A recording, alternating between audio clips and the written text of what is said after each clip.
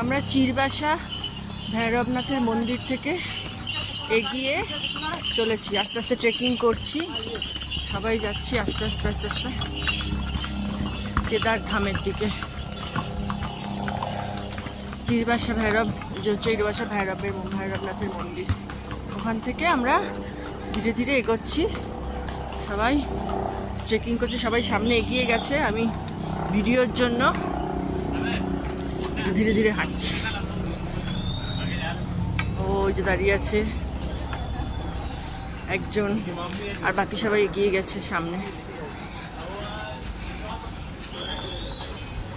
এই ঘোড়ার জন্য মানে হাঁটা মুশকিল। এই যে চলো চলো চলো চলো ঘোড়া, এই যে ঘোড়া, কিন্তু আমরা প্যাদল যাত্রাই করছি কেদারধামে পৌঁছানোর জন্য। আমরা ওই যে লালু আর বাবু যাচ্ছে, ওই আগে লালু আর বাবু যাচ্ছে, আর ওইখানে মা যাচ্ছে, ওই যে মা যাচ্ছে।